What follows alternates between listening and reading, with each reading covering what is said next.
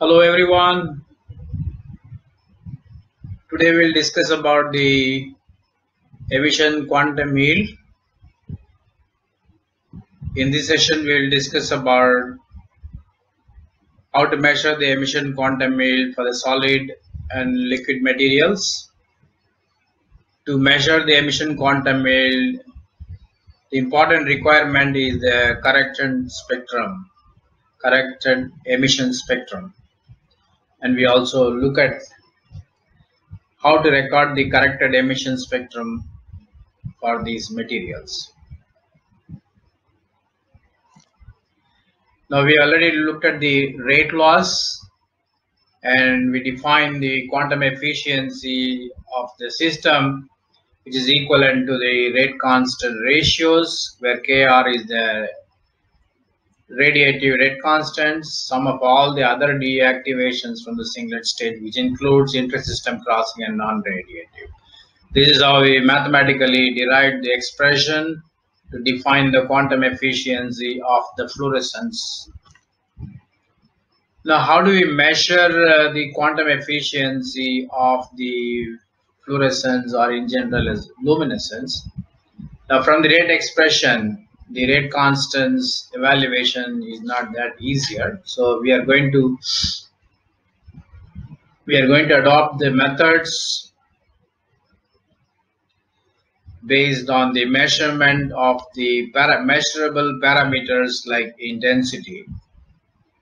So we know that the quantum efficiency of the fluorescence or any luminescence can be defined as the ratios of the photons emitted by the sample to the ratio of the photons absorbed by the sample. This is a basic expression. The photons emitted is proportional to the intensity of the light. So the intensity of the light can be measured, intensity of the emitted light, intensity of the absorbed light can be measured. So these two are measurable quantities, so which is equivalent to the ratios of these two intensities, the photons emitted to the photons absorbed, is equivalent to the quantum efficiency of the luminescent process. When you are referring to fluorescence quantum efficiency, it is the photons emitted by fluorescence and photons absorbed by the molecule. This is how you define the quantum efficiency in terms of the measurable quantities. Now, to measure these intensities, important requirement is an ideal spectrofluorimeter. So what is an ideal spectrofluorimeter? If you carefully look at it, the light source. It should have a light source which has a constant intensity all over the wavelength. And you should have a monochromator which has the efficiencies, grading efficiencies, constant all over the wavelength. And photomultiplier tube should have a sensitivity constant all over the wavelength. But now we have a question, do we have that? If you really look at the details again, the light source must have a constant photon output all the wavelengths. Monochromator must pass the photons of all wavelength equal intensity. Monochromator efficiency must be independent of the polarization. This is also important parameter, polarization of light. And fourth one is the detector. Detector, which is a photomultiplier tube, must detect photons of all wavelengths equally efficiency. Is it possible really? And this is the question, do we have a real spectrofluorimeter with all these satisfying conditions? That's a big question mark.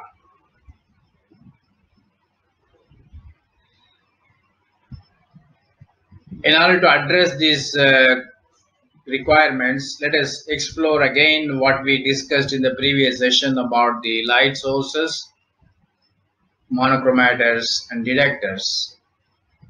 And also we should review how to record the excitation spectrum, how to record the emission spectrum.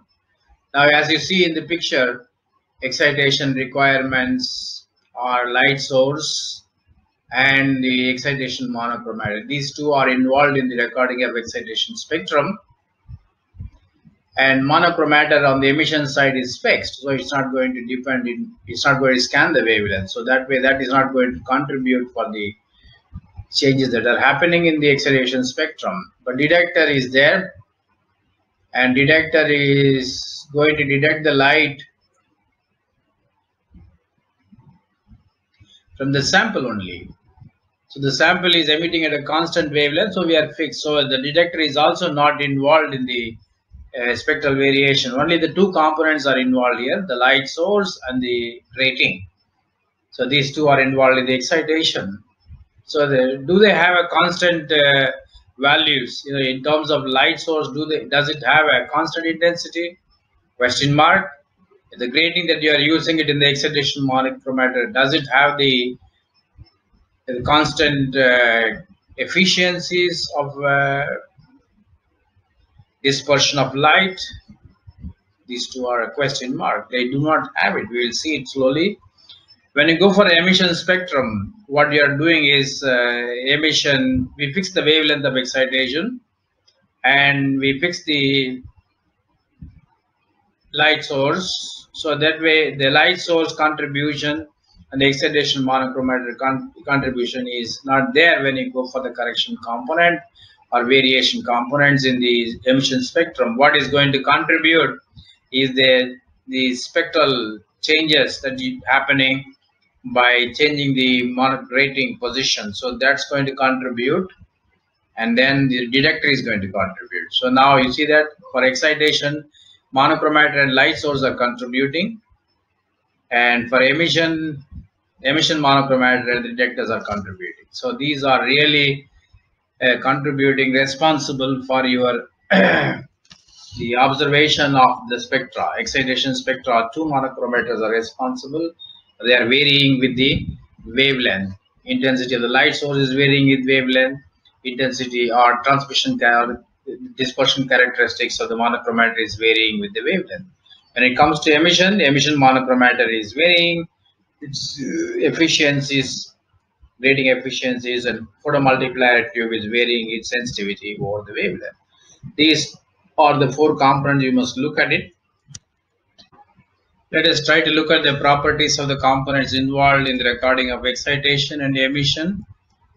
Now look at the light source, whose intensity is not constant all over the wavelength. It's very obvious from the picture that is projected here.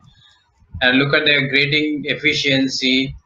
It is also not constant all over the wavelength that we are using it. Even if you are using a different kind of a blazed wave mono gratings that you are using it, here it shows about 500 nanometer blazed grating. The red one is about 1250, and 2000 is a green one. So it is very clear that the grating diffraction efficiency is also not constant all over the wavelength that one would use it. Now look at the polarization. It is also not constant. If you are using a parallel polarized, and the red one is for parallel polarization, and the blue one is for the perpendicular polarization, and the green one is for the average polarization. So the polarization also, but we do not have a problem of polarization for the quantum efficiency measurements, because we do not use the polarized light. So we are only using unpolarized light for the quantum efficiency measurement. That way this is not going to contribute, but even though we should learn about these characteristics which are coming under ideal spectrofluorometer requirement, so it is not fulfilling the ideal spectrofluorometer requirement. Look at the spectral response of the detector here. It is not constant for the entire wavelength region. One would use it. So the four components, four properties, four parameters we mentioned here on these three components. One on the light source, and the other one on the grating, the third one on the detector. So they are not really constant all over the wavelength. So now under these circumstances, the requirement we already set an ideal spectrofluorometer. Now we raise the question, do we have this ideal spectrofluorometer? The answer is no. So in the absence of the availability of ideal spectrofluorometer, is it possible to measure the quantum efficiency of the luminescence? Yes, it is possible. But how do we? This is a solution. We have a solution for that, is We have to correct the spectrum. What are the spectrum we can correct is excitation and the emission spectrum for the variations that you see in all these components like a light source, monochromators and the detectors. So it is called as a corrected spectrum. We have to correct. Suppose if you ask a question, if you do not correct, what will happen? It is also a possible question. Now, if you do not correct, what are the problem? Excitation spectrum would appear distorted. The spectral shift may occur in both the excitation and emission spectrum, and excitation wavelength dependency would be observed in the case of emission spectrum. Spectra would appear differently in different spectrometers. Quantum fields may not be accurate. It will also vary from spectrometers to spectrometer. So in order to avoid all these erroneous measurements and the problems associated with these components, one has to really correct for all these variations with reference to the wavelength of the light that we are using it. Now let us go step by step to understand how to correct the excitation spectrum and the emission spectrum. Let us first again recall how do we record the excitation spectrum. Here I repeat again, we are using a light source and then excitation monochromator. These two are involved in the excitation component, and for the emission component, the emission monochromator and the detectors are involved. These two are varying. The wavelength is varying with that. So that is very important. These two things are to be corrected. And when you record an excitation emission spectrum, the spectrum appears like this. I am really projecting three compounds, three different samples, how exactly the absorption, the excitation and the emission will look like. Continuous line ones are the excitation spectrum, dotted lines are the emission spectrum. So you can see that how exactly one records an excitation and emission spectrum with the variation of wavelength. So for the excitation, we are varying the monochromator, excitation monochromator wavelength. For emission, we are varying the emission monochromator wavelength. This is how you record your excitation and the emission spectrum. So to correct the excitation spectra, what is the requirement? You require the basic component, which is called as the quantum counter, which is basically a fluorescent molecule. They emit light when it is excited by the light source. So they are fluorescent molecule, and they have a very good efficient quantum efficiency, the higher quantum efficiency, and also they do not depend too much on the wavelength of excitation. So such compound, one of such compound is rhodamine 101, which really emits light from 220 to 600. This is the counter. This is a wavelength region. It can be nicely used as a counter, quantum counter. So it can be used for a 90-degree geometry as well as the front surface geometry. Concentration should be adjusted such a way that it absorbs most of the light and it doesn't allow any light. So that once you adjust it, the emission can be recorded, and the emission intensity variation with reference to the light source intensity variation will be deflected, and that can be used as a correction parameter. In addition to the rhodamine 101, rhodamine B can also be used, but only problem with the rhodamine B is the emission spectral depends too much on the temperature. Quinine sulfate is also a good quantum counter, but it can be used only for the wavelength region of 220 to 340 nanometer. Excitation spectrum of all the samples should be recorded, and once you record it, and also you should keep a quantum counter in the sample position and record the intensity. Now take the excitation spectrum and the corresponding intensity at the corresponding wavelength, divide it by your quantum counter intensities and the respective wavelengths, and that gives you a corrected spectrum. But normally the excitation correction will be available in the spectrofluorometer itself. So anyhow, for the sake of understanding of the excitation correction, we have to discuss about it. And once you correct the excitation spectrum, how exactly spectrum will be looking like. Otherwise, you can compare here what is an uncorrected excitation spectrum. You can see that as the intensity of the light source is varying, you can see the variation is reflected in the excitation spectrum. Once you correct it, you do not see such intensity variation. You can see the red dotted lines are basically corrected excitation spectrum, green one is uncorrected spectrum. So that is how one can normally do a correction for the excitation spectrum. Now, as I told you, it is available in the spectrofluorometer itself. So they use a quantum counter, or alternatively, they use a scatterer here. In this place, they use a scatterer here. And these scatterers are really useful to deflect the light into the detector. So they will have another detector. So in addition to one photomultiplier tube to detect the emission signal, they will have a correcting detector. So that's called as a reference photomultiplier tube. This reference photomultiplier tube always collects the intensity of the light and through the quantum counter or through the scatterer, and accordingly you will have the signal generation that can be used to correct your excitation spectrum. So this is how the instruments come with routinely come with your excitation correction detector or excitation correction spectrum. So you don't have to do a specially or independently the excitation correction, but for the sake of completion, we are discussing about how to correct excitation spectrum. But for emission spectrum, it is not automatically correcting, but there are correction files available in the spectrofluorometer. But these correction files are given by the company, so which can be used, but it will not be the constant. It will change. The lamp profile will change over a period, and the detector spectrum will change. So all of them will change over a period of usages. So it's good to have the correction files recorded when and when required. That is what is your emission spectrum correction. For this purpose, we require a quantum counter, scatterer, and attenuators. So you need to use a quantum counter again, scatterer, and attenuators. There are two ways one can record the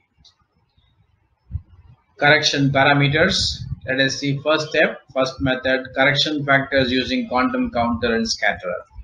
Now, first step is you have to scan the excitation monochromator with a quantum counter in the sample holder.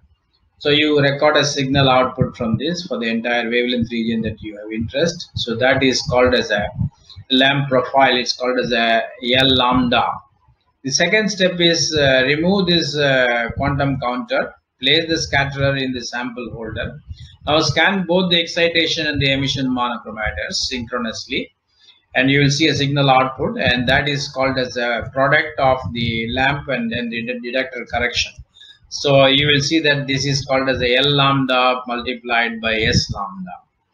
Now sometimes the intensity of the light source is too much, so it needs to be attenuated. So here you can use your attenuators, insert the attenuators in the filter holder. So this is how you can use attenuator to reduce the intensity of the light falling on the detectors. So the step 3 is division of your L, you have to divide L lambda, S lambda by L lambda. That is mathematically it will tell you after division what you get is only a sensitivity factor. So this sensitivity factor needs to be used for the correction factor. So the second method of collecting sensitivity factor is instead of using a counter, and one can use a scatterer. So for first step itself, you can use a scatterer in the sample holder, scan both the excitation and emission monochromator, and use attenuator as I told you previously. So you can think of recording both the excitation and the emission monochromator, lamp sources, and the detector. Whole response, whole signal output that you get is a product of L lambda and S lambda. Now this can be normalized. Instead of dividing by L lambda, you can also normalize to its maximum, and you will have a highest number. Take that number and divide all over the wavelength, whatever the numbers you have all over, divide it, and that will also give a sensitivity factor. So both of them will be the same. There won't be any difference between the sensitivity factor that you obtain from the first methodology and second methodology. So you can use any one of the sensitivity method. If you do not have a quantum counter, you can straight away go for the scatter rate itself. Most of the spectrofluorometers recommend the second method, and they don't give a quantum counter method as the correction factor method. But you can test it; it will be the same. Now you can once you have the sensitivity factors, correction sensitivity factors, now you can record your emission spectrum, record it, and that is called as the uncorrected emission spectrum. And once you have the data available, take this sample correction sensitivity correction factor is S lambda and divide this. So uncorrected spectral data divided by sensitivity factor at the corresponding wavelengths. So the numbers you get is a resultant spectrum is called as a corrected spectrum. That will be the true spectrum of your emission that you get from your sample. This is the way one corrects the emission spectrum, which is an important requirement to measure the quantum efficiency of your samples.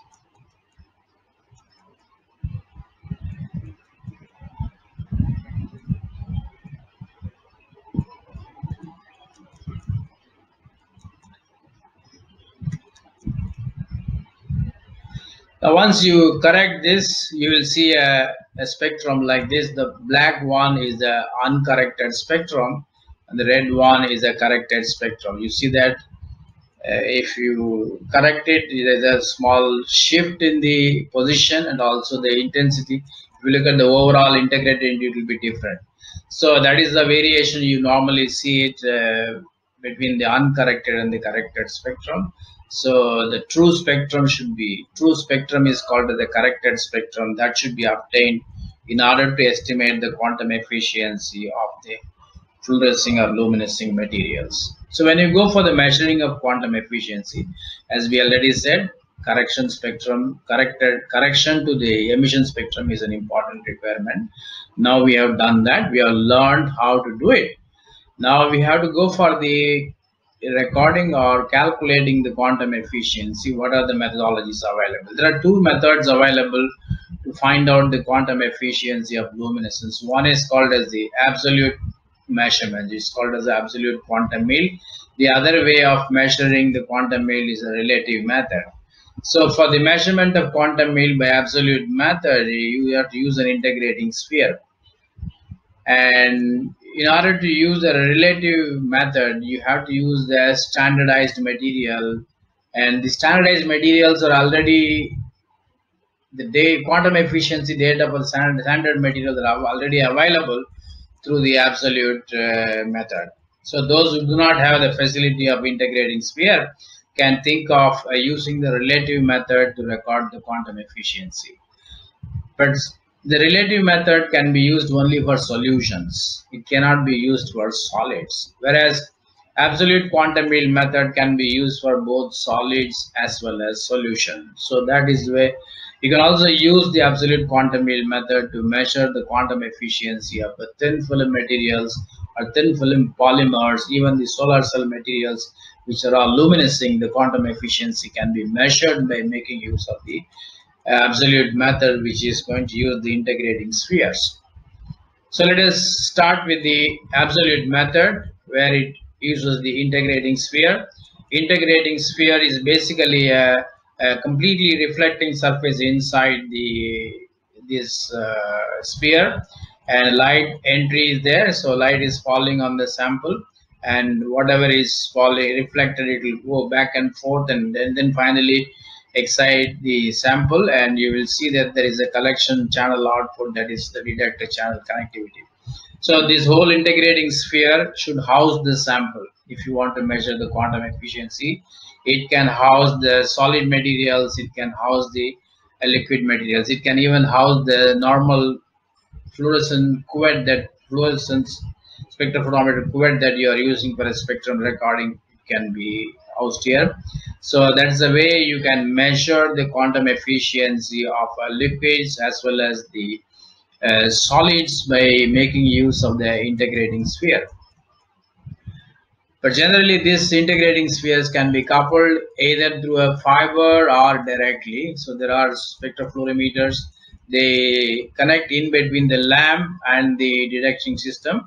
So otherwise, it is replacing the sample compartment. So if you have fiber connectivity without replacing, without demounting the sample compartment, you can have the fiber cables entering inside and then collecting the light output and collecting the signal output, sending it to the detector. That is also possible.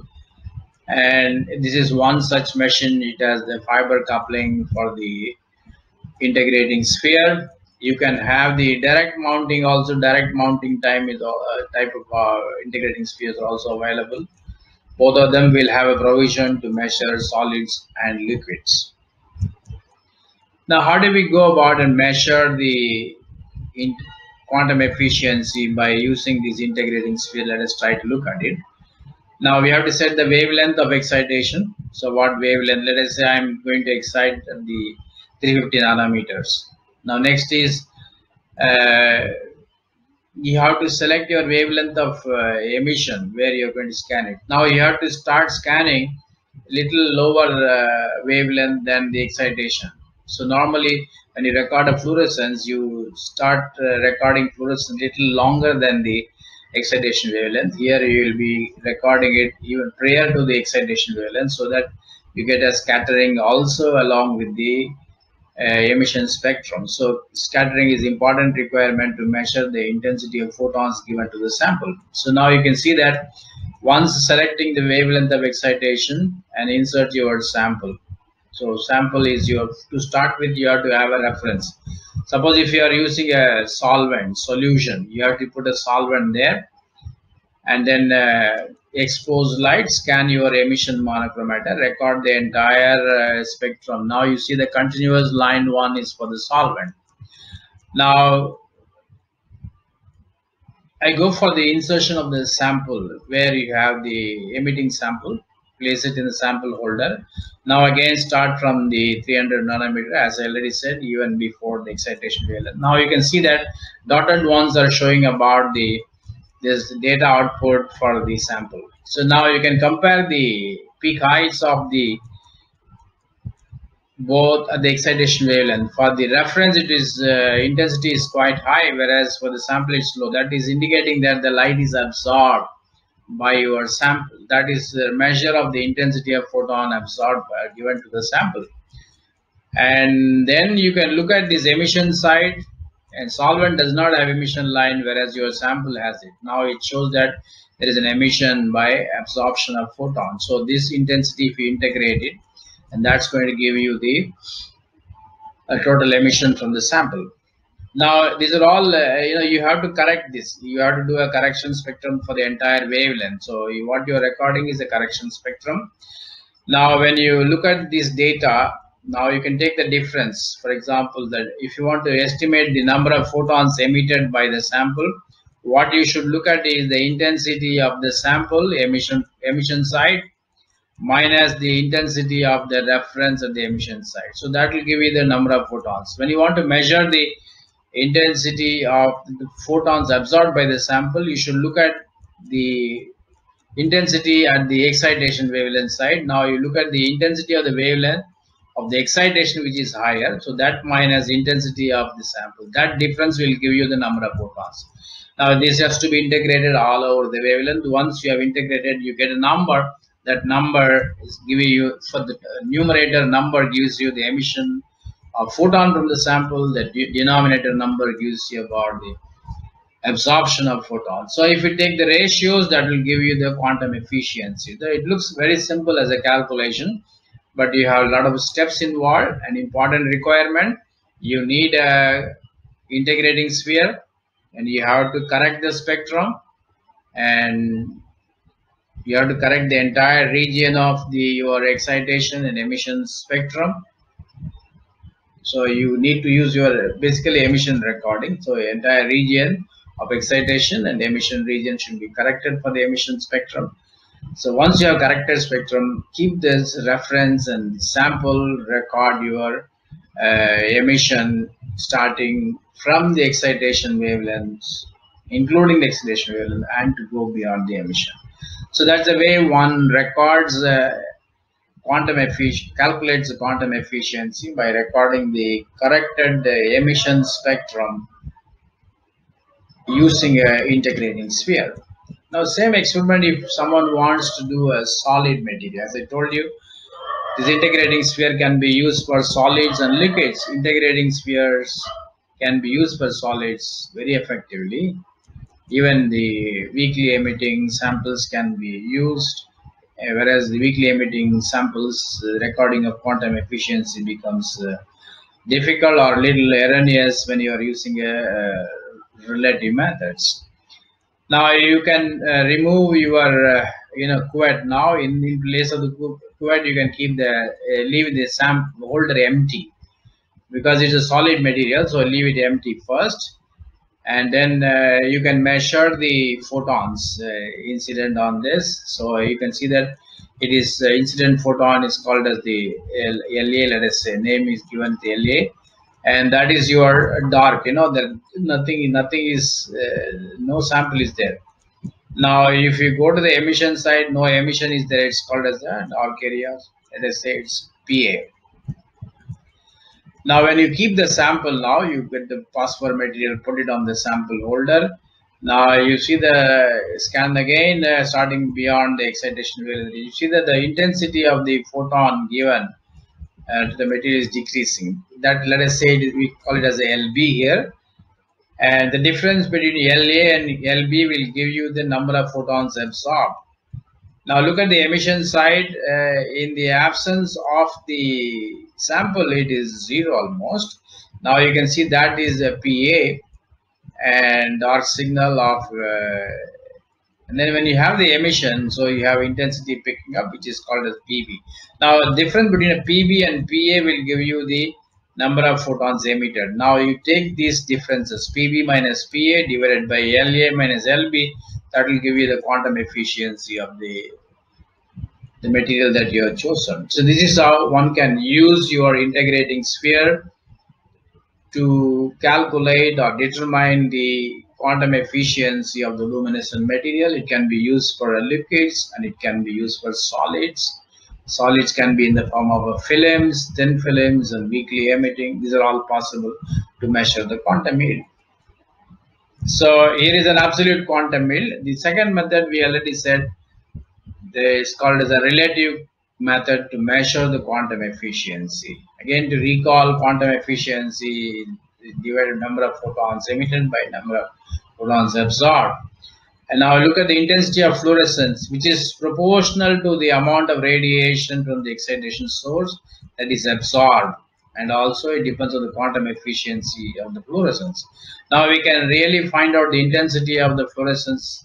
You can equate it to quantum efficiency of fluorescence multiplied by I0, 0 incident light intensity, and then this is a Beer-Lambert's law connection. Otherwise, it is proportional to absorbance. So it is, otherwise intensity of fluorescence is proportional to absorbance and quantum efficiency. So you can see that intensity of fluorescence is proportional to quantum efficiency. Intensity of fluorescence is proportional to this component is the absorbance.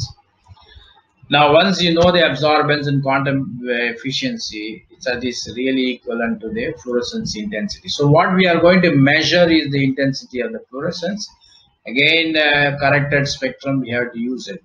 Now there are standard materials available. These standard materials already have their quantum efficiency data available. They have been determined by the method of absolute quantum yield. So these standard samples have to be selected. The choice is based on your sample requirement. What is your wavelength of emission of your sample, and wavelength of emission of your sample, and also where you want to excite it. They should look similar, and you should also have an excitation wavelength where both the reference and the sample should absorb light. This is very important. And the emission wavelength also looks similar, so that it will be a reasonable method to have the corrected spectrum available and then give you the good quantum number reliability. There are a number of standards starting from quinine sulfate, which can be used for aqueous solvents, or 0.1 normal, 1 molar H2SO4, and other materials are available for cyclohexene solvent and the ethanol, methanol, and so on.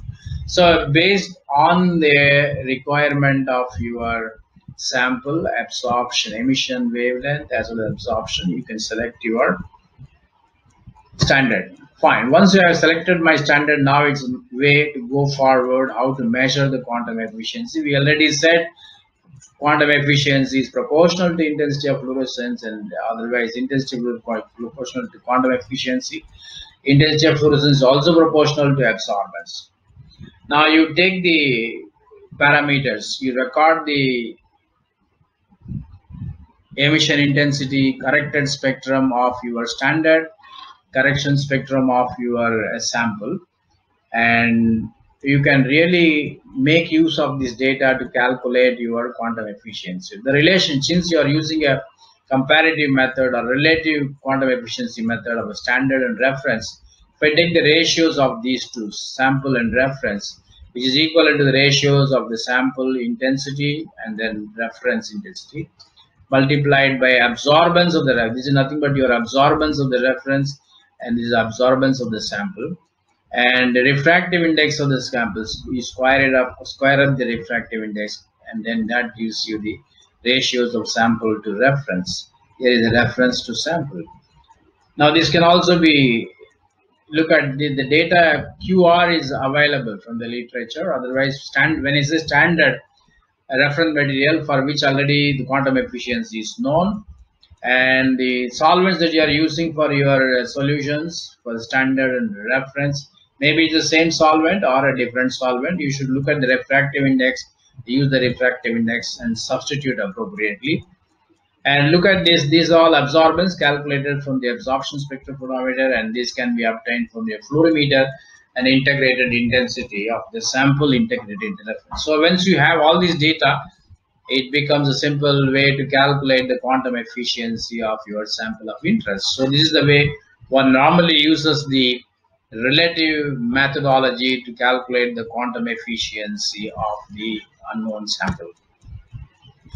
Now this expression can be modified and written like for a sample quantum efficiency equivalent to quantum efficiency of the reference multiplied by integrated emission intensity of the sample, absorbance at the wavelength of excitation of reference, and refractive index of the solvent that you are using for a sample. Again, integrated intensity of a reference, and then the absorbance at the excitation wavelength of a sample, refractive index of the reference. So if you take all these ratios, that gives you the unknown. This is available because it's standard material, and these two are experimentally observable. Integrated intensity and absorbance of the sample and reference are observables, and these are the material standards. So you can use these parameters, calculate the quantum efficiency of unknown. So looking at the absorption spectrum, you can evaluate the absorption values. So you can probably select at a wavelength where both of them have the same absorbance. It will be ideal. Otherwise, if you don't have such intersection points, you can also choose a different wavelengths and then insert your proper values of absorbance when you are calculating the quantum efficiency. Now, when you look at the corrected, you have to record the corrected emission spectrum, integrate all the emissions, both the emission spectrum. This is for the reference. Integrate the area onto this curve. Here is the sample emission integrated. Substitute in place of IS, it should be the integrated area of the sample, and in place of IR, it is the integrated emission of the reference. And in place of this component, it is the reference absorbance. This is sample absorbance. So you have to use your appropriate refractive index values based on the solvent that you are using it, and based on the standard that you are using it, R value of PR value is known. Now you can calculate your PS. So that's the way one can calculate the quantum efficiency by relative methods. The only thing you should note down when you are using the spectrofluorometer, you must have the same settings for the the reference as well as the standard. Same slit width, same excitation wavelength, so same photomultiplier setting or any other setting. It should be identical. Under identical conditions, both the reference and the sample, you should record the corrected emission spectrum, integrate, take the integrated areas, substitute into the total intensity to evaluate the quantum mean. So this is how the relative methods can be used. Now you should also look at why refractive index is used here. Refractive index is also deciding how the light path is changing to reach the detector. So when you are using a same refractive index, no problem, but if you have a different solvents, then it has to be compensated, it has to be corrected. That's the reason why it is based on the Snell's law. You have to look at the refractive index is really changing the intensity of light is passing through it, right. So once you have all these parameters available, substitute, evaluate your quantum efficiency. Now, important points to look at when you measure the relative quantum yield or in particular solutions. So far whatever we have discussed is called as a single point method. One particular wavelength, you can find out the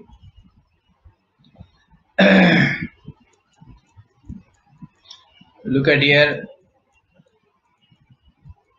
one particular concentration, what we are trying to do, one single concentration, we are doing an experiment and then calculate the quantum efficiency. Now a single point measurement, single concentration measurement always lead to little more of errors. To avoid the errors that are associated with this quantum yield measurement, you can think of using a various concentration. But when you go for a variation in concentration, you must look at the concentration region. Whenever you use a concentration methodology, otherwise relative methods, your absorbance should not exceed 0.1. Even in a single point method, your absorbance should not exceed 1. So we always keep the value of absorbance and the excitation wavelength at 0.0, less than 0.05.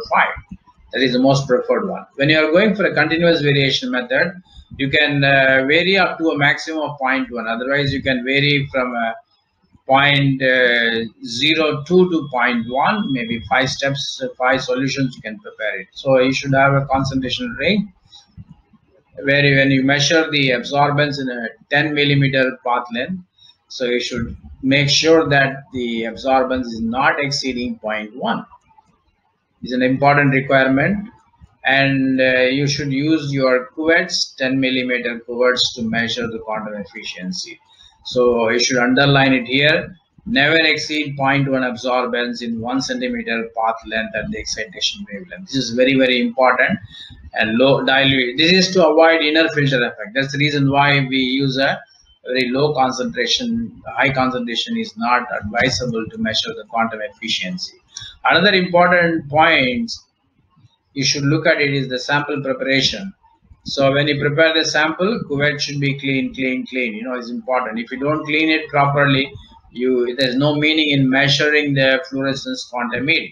And solvent that you are using it to make the solution should be of spectral gray. And the transmittance of the solvent at the excitation wavelength should be checked, so that that really reflects the quality of the solvents that you are using it. And also make sure you are not having any impurities or a background fluorescence in your solvent. Sometimes the solvents may have the fluorescing impurities, so that should be checked, cross-checked. There should be background corrected. So these are the important points to look at when you are measuring the quantum efficiency in solutions. Now you also have an additional standards available in addition to whatever I have given it, so which can be selected from the list based on the requirement of here. So now how do we go about and do the relative method by continuous variation of concentration? So maybe you can prepare a 5 set of samples starting from 0.02 absorbance to 0.1 and at its excitation wavelength.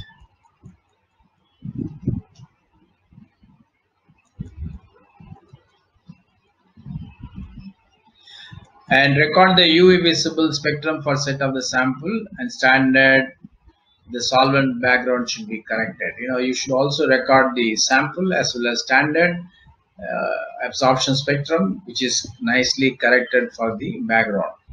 And also choose the same excitation wavelength for the sample and the reference. So this is very important. So standard is always called as a reference material. We say standard because you know the parameter of quantum efficiency for that material. That's the reason it's called as a standard material. So this is preferred. Same excitation wavelength is preferred. Important. It should be fixed at the same wavelength. And record the corrected fluorescence spectrum independently for the sample and your standard in 1 centimeter path length. So once you have recorded corrected fluorescence, now it is available for the integration. Area under this corrected fluorescence spectrum should be integrated, and that gives you the total intensity. Now you can plot. You can repeat this process for all the concentration that you have taken it. Now you can plot the integrated area versus absorbance. So that is the different concentration you have taken it. Now y-axis will be your integrated area, x-axis will be absorbance. The plot should be linear, passing through origin, zero intercept should be there. From this straight line you can calculate the slope for the sample as well as standard. So the slopes can be used to estimate or calculate your quantum efficiency. Once you make a plot, integrated intensity versus absorbance, and that really gives you a straight line, and which can give you a slope. Let us say A is for the reference, B is for the sample. So now you can take these slopes, substitute into the expression. So now you can nicely calculate your quantum efficiency. So X is your unknown compound and ST is your standard compound. Now you have the slope of the unknown compound and slope of the standard compound, refractive index of the X, which is your unknown compound solvent, refractive index of standard solvent. Now substituting appropriately, and the slopes are obtained from the plots. These are available data based on the solvent that you are using it, and this is already available because it's a standard material. Now this can be calculated. This is how one can calculate the quantum efficiency of the unknown sample, fluorescing sample, making use of continuous variation method. In fact, continuous variation method, which is really referring to variation of concentration, which gives you a more reliable number than the single point concentration method. So that is how you can make use of a relative method to estimate the quantum efficiency of the fluorescing material. In a single point, one solution preparation, whereas continuous 5 solution preparation. So that will give you a better average number, more reliability, good numbers that you may get out of this quantum efficiency measurements.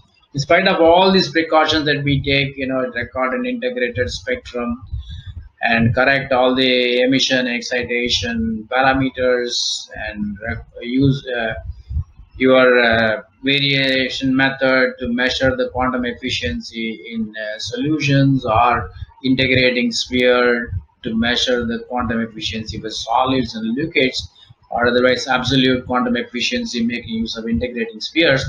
There is always a possibility of error. The allowed upper limit of error in this quantum efficiency approximately 10%, which is permissible in the quantum field measurements.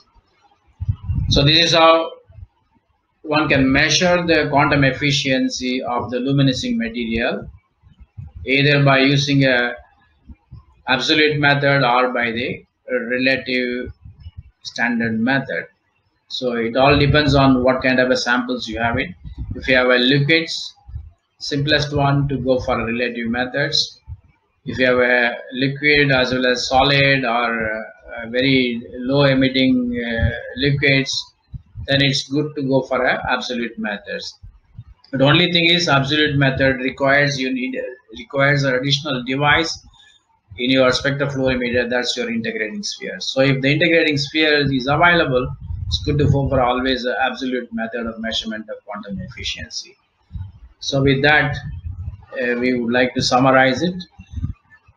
To measure the quantum efficiency, first important requirement is the correction of the spectrum that you are getting it. So emission and excitation spectrum. And once you have the corrected spectrum available or correction parameters available, so you can go for the estimation of quantum efficiency. So whenever you go for the calculation of quantum efficiencies, always record the corrected spectrum, whether it's a solid or it's a liquid. So whether you are using an integrating sphere or you are using a